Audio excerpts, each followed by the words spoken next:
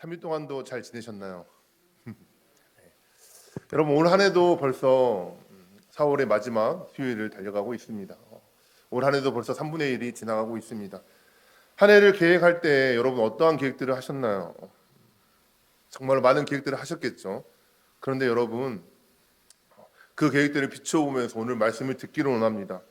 오늘 말씀의 제목은 여호와께 맡기라입니다.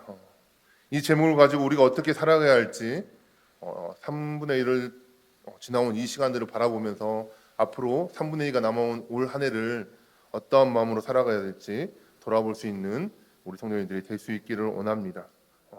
오늘 말씀대로 대전제가 하나 있는데 그것이 무엇인가 하면 우리의 모든 행사를 여호와께 맡겨야 한다는 것입니다. 오늘 말씀 3절에 보면 너의 행사를 여호와께 맡기라 그리하면 내가 경영하는 것이 이루어지리라라고 그랬습니다. 하나님 우리가 하는 모든 행사를 하나님께 맡기고 하나님이 이것을 이루어 주시기를 원하시는 분이시죠. 여기서 행사라고 하는 것은 그냥 이벤트 하나의 일이 아니라 우리가 하고 있는 모든 것들을 통틀어서 뜻합니다. 우리가 하는 모든 일들을 통틀어서 뜻하는 것이죠. 그리고 여기서 맡긴다라고 하는 단어는 히브리어로 꼴이라는 단어인데 이것이 무슨 의미가 있는가 하면 굴린다라는 의미가 있습니다. 여러분 산 위에서 돌을 굴리면 어떻습니까? 내 손을 떠나간 돌은 내가 통제할 수 있습니까? 없습니까? 할 수 없죠. 마찬가지입니다. 이제 이 돌이 어디로 굴러가서 어떻게 될지 우리는 그것을 지켜볼 수밖에 없는 것이죠. 마찬가지로 우리가 여호와 행사를 맡긴다고 하는 것은 더 이상 내가 통제할 수 없고 하나님께서 어떻게 이끌어 가시는지 기다리고 바라보는 것을 뜻하는 것이죠. 그러나 여러분 오늘 본문을 자세히 읽어보십시오. 하나님께 떠맡기듯이 던져놓고 나는 그냥 소극적으로 바라보고만 있으라고 하나님은 이야기하고 있는 걸까요? 내가 다 할 테니까 너네는 그냥 아무것도 하지 말고 그냥 가만히 있어라 그렇게 말씀하시는 걸까요? 오늘 말씀을 잘 읽어보면 그것은 아니라는 것입니다. 그래서 오늘 말씀을 통해서 여호와께 맡긴다는 것이 무슨 의미인지 우리가 좀 알아보도록 하겠습니다. 먼저 첫 번째로 여호와께 맡긴다는 것은 하나님의 주권을 인정하면서도 우리의 책임을 다하는 것을 의미합니다. 성경은 우리의 모든 행사를 하나님께 맡기라 하면서도 모든 것이 하나님의 주권과 섭리 가운데 있으며 너는 아무것도 하지 말고 지켜만 보라고 말씀하지 않지요. 한 가지 예를 한번 들어볼까요? 바로가 나일강에 히브리의 남자아이들을 다 맞춰서 죽이라고 말을 했죠. 던지라고 그랬죠. 그때 모세의 부모가 어떠했습니까? 갈대 상자에 방수 처리를 해서 아이를 누입니다. 그리고 바로의 딸이 목욕하는 곳으로 그것을 흘려보냈죠. 그리고 끝납니까? 아니죠. 그 누이를 보내면서 어떠한 일들이 일어나는지 살펴보게 하는 것이죠. 계속 추적하죠. 마찬가지로 하나님 어떻게 행하시는지를 살펴보면서 우리가 할 일들을 다 해야 한다는 것입니다. 오늘 본문에도 보면 1절에서 3절 그리고 9절에 보면 계속해서 사람이 하는 일과 하나님이 하는 일을 병행해서 이야기합니다. 1절입니다. 마음의 경영은 사람에게 있어도 말의 응답은 여호와께로부터 나오느니라고 했습니다. 2절은 또 어떻게 이야기합니까? 사람의 행위가 자기 보기에 있는 모두 깨끗하여도 여호와는 심령을 감찰하시느니라고 이야기하고 있습니다. 3절에서는 너의 행사를 여호와께 맡기라 그리하면 내가 경영하는 것이 이루어지리라 그랬습니다. 9절 역시 사람이 마음으로 자기의 길을 계획할지라도 그의 걸음을 인도하시는 이는 여호와시니라고 말하고 있습니다. 여기 보면은 사람은 마음의 경영을 합니다. 어떤 행위를 합니다.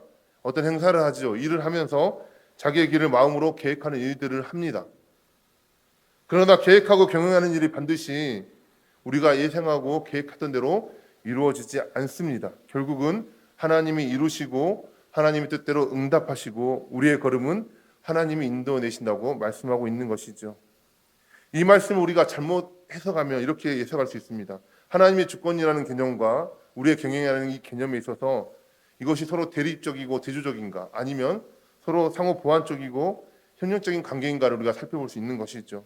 먼저 첫 번째 앞의 경우라면 하나님의 주권과 우리의 경영이 대립적이고 대조적인 개념이라면 우리가 아무리 계획하고 경영하고 행사하는 일을 진행해도 아무런 의미가 없다는 것이죠. 왜냐하면 우리가 무슨 일을 계획하고 경영하든 결국 하나님의 뜻대로 되어질 테니까 우리가 하는 것이 무슨 의미가 있겠냐고 생각되어지는 것이죠. 그러나 반대로 이것을 보완적이고 상호 형적인 개념이라고 생각한다면 큰 틀에서는 하나님께서 우리를 이끌어 가시고 인도해 내시지만 우리가 그 속에서 하나님 우리에게 요구하시는 것들, 해야 될 책임과 노력이 필요하다는 것을 의미하는 것이 됩니다. 그럼 어떤 것이 맞을까요? 우리는 하나님 하신 대로 그냥 물 흐르듯이 그냥 지켜보고 가만히 있어야 하는 것일까요? 아니면 적극적으로 하나님께서 개입하시기를 우리 삶을 개입하시도록 열어놓으면서 우리의 인생을 하나님 우리에게 원하시는 대로 이루어가는 것이 맞는 것일까요? 먼저 여호와께 맡긴다는 것은 우리가 하나님 하는 모든 일에 하나님이 주인 되심을 고백하는 것입니다. 처음부터 하나님이 개입하시도록 열어놓는 것이죠. 일의 시행 여부부터 시작해서 계획 초기 그리고 완수 시점까지 내가 계획하고 경영하는 것이 하나님의 계획하신 것 맞는지 계속 맞춰보고 살피는 것이죠.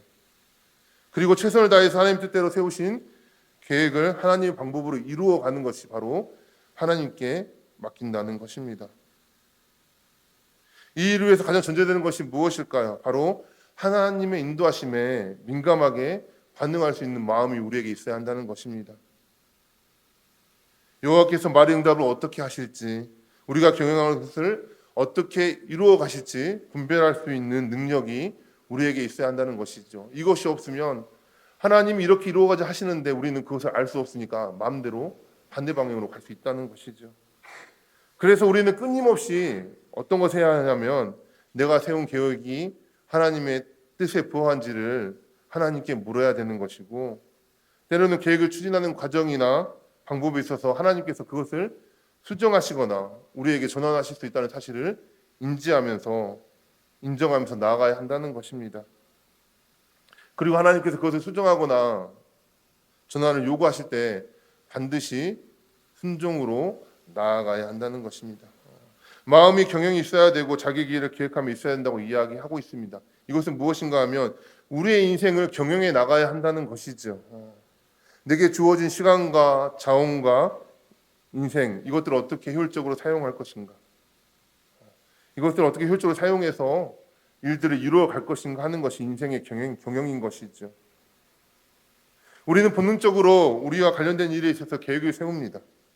상황을 예측하고 내가 가지고 있는 것들을 가지고 어떻게 하면 최선의 방법으로 이것들을 이루어갈지 고민하죠. 특별히 우리가 인생을 살아갈 때도 어디에 목표를 두고 살아갈 것인가, 그리고 내가 목표를 이루기 위해서 활용할 수 있는 것은 인적이고 물적인 자원들이 어떤 것인가 생각하게 되죠. 그리고 어떻게 하면 이것을 가장 효율적인 방법으로, 효과적인 방법으로 사용할 것인가 끊임없이 고민하며 살아가게 됩니다. 그런데 문제가 무엇입니까? 아무리 좋은 환경에 있고 여건을 가지고 있어도 반드시 우리가 성공한다는 보장이 없습니다.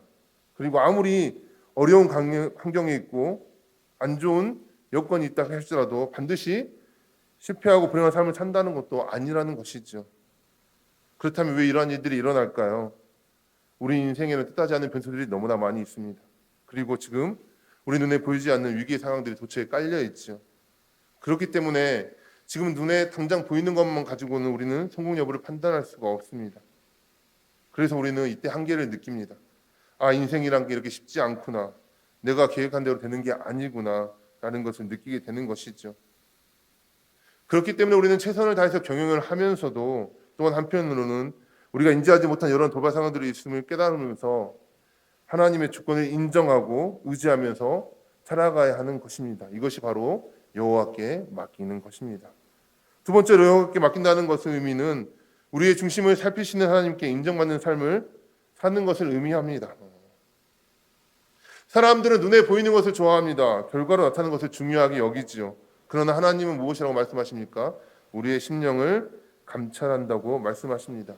사람은 조금만 노력하면 속일 수 있습니다. 얼마든지 속일 수 있죠. 그러나 하나님은 겉으로 드러나지 않는 심령까지 보시는 분이기 때문에 우리가 하나님을 속일 수는 없는 것이죠. 아무리 우리 행위가 겉으로는 깨끗하게 보여도 하나님은 그 마음의 동기와 의도와 중심을 살펴보시는 분이라고 말씀하고 있는 것입니다. 여러분, 겉과 속이 다 문제가 있는 것이 더 문제일까요? 아니면 겉은 멀쩡해 보이는데 속은 문제가 있는 것이 더 문제일까요? 어떤 게 더 큰 문제일까요? 겉과 속이 다 문제라면 간단합니다. 문제가 보이기 때문에 해결하면 되는 것이죠. 그런데 겉은 멀쩡한데 속은 문제가 있다면 그것은 정말 위험한 것입니다. 나중에 위기가 발생하고 문제를 만나게 되면 겉은 멀쩡한데 속은 문제가 있으면 아무런 역할을 하지 못하게 되고 위험에 무너져 버리게 되는 것이죠. 그래서 2절 말씀을 다시 보면 사람의 행위가 자기 보기에는 모두 깨끗하여도 여호와는 심령을 감찰하시니라고 말하고 있습니다. 우리가 좋은 결과를 얻는 것도 중요하지만 하나님은 그것을 이루는 과정까지 중요하게 여기신다고 말하는 것이죠. 우리가 착각하고 있는 것이 내가 하는 것은 다 옳다, 난 정말 깨끗하다, 겉으로 드러나게 그렇게 보일 수 있다는 것입니다. 또 다른 사람에게도 그렇게 보일 수 있게 속일 수 있다는 것이죠. 그러나 우리에게 중요한 것은 우리의 심령을 감찰하시는 하나님이 우리를 어떻게 평가하고 판단하시냐가 가장 중요한 것입니다. 여기서 감찰이라는 말은 양을 재고 무게를 측량한다는 의미가 있습니다. 의미적으로 본다면 우리의 최종적인 판단은 하나님께서 우리를 계측하고 계량하듯이 철저하게 살피시고 심판하신다는 의미가 있는 것입니다. 우리가 하나님과 동행하는 것이 힘든 이유가 무엇일까요? 그것은 우리가 어떠한 장기술로도 하나님을 속일 수 없기 때문입니다. 우리의 내면의 심령을 하나님께서 다 아시기 때문이죠. 세상에서 성공한 사람들을 보십시오. 그들이 장기술을 써서 성공합니까? 아닙니다. 그들의 기본기가 탄탄하기 때문에 성공한 것이죠. 우리의 신앙 또한 마찬가지입니다. 눈에 보이는 것이 중요한 것이 아니라 하나님을 향한 우리의 마음이 중요하고 신앙의 기본기가 중요한 것입니다. 근데 이것이 왜 어렵습니까? 기본기는 재미없지요. 지루하지요. 우리는 빨리 겉으로 성공하기를 원합니다. 성과를 내고 싶은 욕심이 있죠. 한데 기본기는 재미없이 계속 하려고 하니까 진행하는 것이 어려운 것이죠. 담임 목사님이 매번 말씀합니다. 우리 말씀 읽자고. 당연한 일이죠. 그런데 여러분 말씀 읽는 것이 쉽습니까? 재밌습니까? 재밌는 분도 있겠죠. 그런데 말씀을 읽다 보면 지루합니다. 그렇죠. 재미없는 것을 계속 하려니까 이것이 진행이 어려운 것입니다. 조급함을 이기지 못하면 편법으로 부정한 방법으로 쓰고 싶은 유혹까지 받게 되어지죠. 이럴 때 우리가 기억해야 될 것이 있습니다. 하나님은 우리의 심령을 감찰하신다는 것입니다. 보이지 않는 것까지 다 헤아리신다는 것이죠. 그래서 우리는 신앙의 기본기, 말씀, 기도, 이것이 정말로 중요한 것입니다. 그래서 우리가 어떠한 삶을 살아가는 것이 중요합니까? 4절 말씀에 이야기합니다. 여호와께서 온갖 것을 그 쓰임에 적당하게 지으셨나니 악인도 악한 날에 적당하게 하셨느니라 그랬습니다. 우리는 기본을 지키고 믿음을 붙잡고 살아가려고 하죠. 그런데 악인의 형통함을 보게 되면 어떻습니까? 우리 마음 가운데 울분이 들 때가 너무나 많이 있습니다. 나는 믿음으로 살려고 하는데 이것밖에 안 되는데 저 악한 사람은 저렇게 편법을 쓰고 악을 행하는데도 저렇게 잘 살게 되는 걸 보면서 우리가 때로는 고민이 되어지고 시험에 들 때가 있죠. 성경은 우리에게 악인의 형통은 영원하지 않다라고 말합니다. 오늘 이 4절의 말씀을 현대인의 성경으로 번역한 것을 읽어드리겠습니다. 여호와께서 모든 것을 자기의 목적에 맞도록 만들으셨으므로 악인들도 재앙의 날을 위하여 존재한다. 이렇게 번역하고 있습니다. 하나님께서 왜 일시적으로 그들을 그대로 그냥 방치하십니까? 묵인하십니까? 하나님의 목적대로 쓰기 위함입니다. 악인들이 형통한 것처럼 보이지만 어느 순간에 하나님이 악인들을 재앙의 날에 끝낸다는 그 결말을 보여주기 위해서 그들을 그렇게 형통함을 묵인한다고 이야기하고 있는 것이죠. 결국 신앙의 기본기를 잘 다진 사람, 지루하지만 미련해 보일 정도로 하나님 앞에 올바로 서기 위해서 믿음으로 살려고 씨름한 사람, 이런 사람이 하나님의 뜻을 이루게 되는 것입니다. 이러한 삶을 살아가는 것이 여호와께 맡기는 삶이 되어집니다. 어떤 시련이 와도 어떤 힘든 시험을 만나도 그 시험을 주신 하나님의 뜻을 구하면서 믿음으로 이겨내기 위해서 바보 같다 할지라도 하나님 앞에 무릎 꿇고 기도로 씨름하는 것, 이것이 바로 신앙의 기본기이고 이렇게 기본기를 쌓아간 사람이 하나님이 이루시는 그 일들을 바라보게 되어지는 것입니다. 여호와께 맡긴다는 것은 이렇게 우리의 중심이 하나님을 향하고 하나님 원하시는 내면을 기본기로 채우는 것임을 기억하면서 보이지 않지만 신앙의 기본기를 지키기 위해서 힘쓰시는 우리 동산교회 성도님들이 될 수 있기를 원합니다. 마지막 세 번째로 여호와께 맡기는 삶은 여호와를 경외함으로 악에서 떠나는 것입니다. 여호와께 맡긴다고 하면서 나는 악을 행하고 내 마음대로 살면은 안 되는 것이겠죠. 여호와께 맡긴다는 것은 여호와를 기쁘시게 하는 삶을 사는 것인데 여호와를 기쁘시게 한다는 것은 하나님이 싫어한 것을 하지 않는 것을 의미하지요. 하나님은 악을, 죄를 싫어하십니다. 5절 말씀을 보십시오. 무릇 마음이 교만한 자를 여호와께서 미워하시나니 피차 손을 잡을지라도 벌을 면하지 못하리라 그랬습니다. 하나님은 교만한 자를 미워하시는데 이 교만한 자가 손을 잡고 일을 하려 해도 교만한 자가 심판받을 때 함께 형벌을 받게 된다고 이야기하는 것이죠. 그러나 악을 버리고 하나님이 싫어하시는 것들을 따르지 않을 때 하나님께서는 우리의 죄를 사하시고 악에서 떠나게 해주시겠다고 우리에게 말씀해 주십니다. 6절입니다. 인자와 진리로 인하여 죄악이 속하게 되고 여호와를 경외함으로 말미암아 악에서 떠나게 되느니라고 말하고 있습니다. 이미 우리가 지은 죄가 있다 할지라도 하나님께서 그 죄를 속하여 주시고 우리가 점점 악에서 떠나게 하시고 악으로부터 멀어지게 하는 것들을 체험하게 될 것이라고 말씀해 주고 있는 것이죠. 우리가 교만을 버리고 하나님을 경외하면 원수와도 화목하게 해주시겠다고 약속해 주십니다. 7절입니다. 사랑의 행위가 여호와를 기쁘시게 하면 그 사람이 원수라도 그와 더불어 화목하게 하시느니라고 했습니다. 원수와 화목하게 하는 것은 쉽지 않습니다. 어려운 문제이죠. 그러나 사람의 관계가 회복되어지는 것은 하나님의 은혜로 가능하다고 이야기합니다. 사람의 관계가 어그러지고 화목이 깨어지는 원인 중에 하나가 무엇입니까? 조급함에 있습니다. 어떠한 문제가 생기고 갈등이 있을 때 하나님께 맡기고 기도하고 하나님이 하시는 일들을 기다린다면 하나님께서 이루실 텐데 우리는 어떻습니까? 내가 원하는 대로 빨리 결과를 보기 위해서 조급함이 생겨서 나아가죠. 그러면 어떻습니까? 그 화목이 더 깨어져 버립니다. 하나님께 모든 것을 맡기고 하나님을 기쁘시게 하기 위해 기다리고 있다면 하나님께서는 그 관계를 회복하게 만드시는 것이죠. 또 하나님께 맡기고 사는 사람은 눈에 보이는 이익보다 하나님의 공의를 소중하게 여기며 살아간다라고 오늘 말씀합니다. 8절입니다. 적은 소득이 공의를 겸하면 많은 소득이 불의를 겸한 것보다 나으니라고 말하고 있습니다. 믿음이 원칙이 없으면 어떻습니까? 살아가면서 유혹을 받고 갈등을 많이 느끼게 되죠. 여러분 불의한 소득을 택하시겠습니까? 아니면 적지만 공의가 함께하는 소득을 택하시겠습니까? 이 두 가지를 우리가 선택해야 할 때 흔들리고 갈등하게 된다면 하나님을 기쁘시게 하는 삶을 살지 못하게 됩니다. 모든 것은 하나님께 맡기고 하나님을 기쁘시게 하기로 작정한 사람은 불의를 겸비한 많은 소득이 아니라 공의를 겸비한 적은 소득에 자족할 수 있는 것입니다. 오늘 말씀을 마무리하도록 하겠습니다. 우리가 여호와께 우리 인생을 맡기고 우리 인생을 경영해 나가게 될 때 우리는 하나님의 주권과 우리의 경영과 책임은 서로 상호 보완되어져야 합니다. 조화를 이루어야 하는 것이죠. 우리에게는 연약함과 한계가 있기 때문에 최선을 다한다 할지라도 우리의 힘만으로는 해결되어지는 것이 없습니다. 그래서 우리는 하나님의 인도하심을 늘 구하며 나아가야 하는 것이죠.